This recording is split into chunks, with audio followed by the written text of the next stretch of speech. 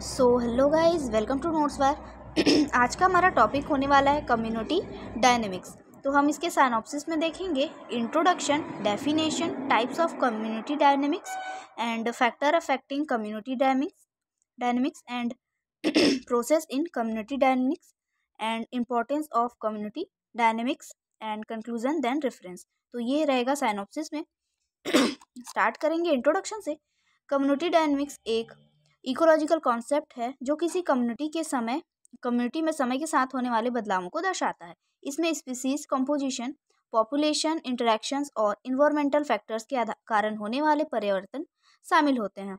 Community dynamics के कारण ecosystem में बायोडाइवर्सिटी बनी रहती है और इकोलॉजिकल बैलेंस बना रहता है। तो ये बेसिक इंट्रोडक्शन था कम्युनिटी डायनेमिक्स का। अब हम देखेंगे डेफिनेशन इसका। कम्युनिटी डायनेमिक्स वे प्रक्रियाएं हैं जिनके माध्यम से किसी जीव समुदाय की संरचना, प्रजातियों की संख्या और उनकी आपसी क्रियाएं समय के साथ बदलती है। ये रहेगा इसका डेफिनेशन। गाइस, अगर आपको स्टडी नोट्स की नीड होगी तो आप लोग इस नंबर पे कांटेक्ट कर सकते हो, यहाँ से आपको प्रोवाइड करा दी जाएंगी। नेक्स्ट हम देखेंगे types of community dynamics. Community dynamics के प्रमुख प्रकार निम्नलिखित हैं। फर्स्ट है सक्सेशन। यह वह प्रक्रिया है जिसमें समय के साथ एक समुदाय का दूसरे समुदाय पर प्रतिस्थापन होता है। उदाहरण है इसमें प्राइमरी सक्सेशन और सेकेंडरी सक्सेशन। सेकेंड है डिस्ट्रीब्यूएंस। यह वह प्रक्रिया है जिसमें प्राकृतिक या मानवीय कारकों के कारण समुदाय में अचानक परिवर्तन होते हैं। उदाहरण है इसका जंगल की आग और बाढ़। थर्ड है स्पीसीज इंटरैक्शंस। यह वह प्रक्रिया है जिसमें समुदाय में प्रजातियों के बीच संबंध होते हैं। इसका उदाहरण है प्रतिस्पर्धा, शिकारी शिकार संबंध और सहजीवन। नेक्स्ट देखेंगे factors affecting community dynamics. Community dynamics को प्रभावित करने वाले मुख्य कारक निम्नलिखित हैं। फर्स्ट है बायोटिक फैक्टर्स। ये कारक समुदाय में मौजूद जीवों के बीच संबंधों को दर्शाते हैं। इसमें एग्जाम्पल है प्रतिस्पर्धा, शिकारी शिकार संबंध और सहजीवन। सेकेंड है अबायोटिक फैक्टर्स। ये कारक समुदाय को प्रभावित करने वाले पर्यावरणीय कारक हैं। उदाहरण है इसमें तापमान, वर्षा और मिट्टी। थर्ड है डिस्ट्रीब्यूएंस। ये कारक समुदाय में अचानक परिवर्तन लाते हैं। इसका एग्जाम्पल है जंगल की आग, बाढ़ और तूफान। नेक्स्ट है ह्यूमन एक्टिविटीज। मानवीय गतिविधियों जैसे वनों की कटाई, प्रदूषण और शहरीकरण समुदाय गतिशीलता को प्रभावित करते हैं। ये था ह्यूमन एक्टिविटीज। नेक्स्ट देखेंगे process in community dynamics. Community dynamics में होने वाली मुख्य प्रक्रियाएं निम्नलिखित हैं। इसमें फर्स्ट है कॉम्पिटिशन। यह वह प्रक्रिया है जिसमें दो या दो से अधिक प्रजातियां एक ही संसाधन के लिए प्रतिस्पर्धा करती हैं। इसमें एग्जाम्पल है पौधों के बीच प्रकाश और पानी के लिए प्रतिस्पर्धा।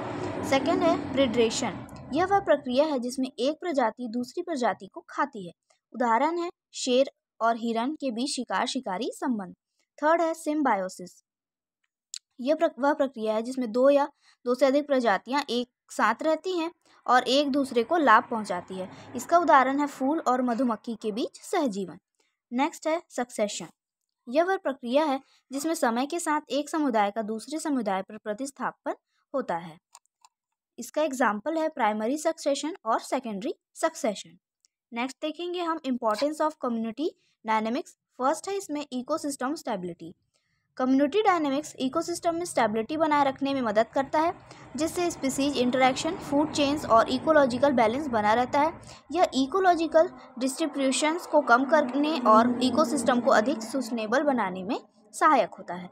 सेकेंड है biodiversity conservation. Community dynamics species composition और उनकी इंटरैक्शन को समझने में मदद करता है, जिससे बायोडाइवर्सिटी को कंजर्व किया जा सकता है। इससे इंडेंजर्ड स्पीसीज की सुरक्षा और हैबिटेट मैनेजमेंट को बेहतर किया जा सकता है। थर्ड है resource management. Community dynamics natural resources के सस्टेनेबल यूज को सुनिश्चित करता है। यह न्यूट्रिएंट साइक्लिंग, वाटर कंजर्वेशन और एनर्जी फ्लो को मेंटेन करने में मदद करता है, जिससे ओवर एक्सप्लॉयटेशन और डिप्लेशन को रोका जा सकता है। नेक्स्ट है climate regulation. Community dynamics ecosystem में विभिन्न बायोटिक और अबायोटिक फैक्टर्स के बीच बैलेंस बनाए रखता है, जिससे ग्लोबल क्लाइमेट को रेगुलेट करने में मदद मिलती है। फॉरेस्ट इकोसिस्टम, ग्रासलैंड और वेटलैंड जैसी कम्युनिटीज कार्बन सिक्वेस्ट्रेशन में भूमिका निभाकर क्लाइमेट चेंज को कंट्रोल करने में सहायक होती है। नेक्स्ट है कंक्लूजन, देखेंगे कम्युनिटी डायनेमिक्स। हाँ, कम्युनिटी डायनेमिक्स पारिस्थितिक तंत्र और जैव विविधता के लिए अत्यधिक महत्वपूर्ण है। यह समुदाय की संरचना, कार्य और परिवर्तनों को समझने में मदद करता है। हालांकि मानवीय गतिविधियों ने कम्युनिटी डायनेमिक्स को प्रभावित किया है, जिससे पारिस्थितिक संतुलन और जैव विविधता को खतरा हो गया है। इसलिए कम्युनिटी डायनेमिक्स को समझना और इसकी सुरक्षा करना हमारी जिम्मेदारी है। ये था कंक्लूजन। देखेंगे reference, fundamental of ecology by Odum and animal physiology, adaptation and environment by Schmidt Nielsen. तो ये था आज का टॉपिक। आई होप आपको समझ में आया होगा। समझ आया तो प्लीज़ लाइक करिए एंड सब्सक्राइब करिए। Thank you.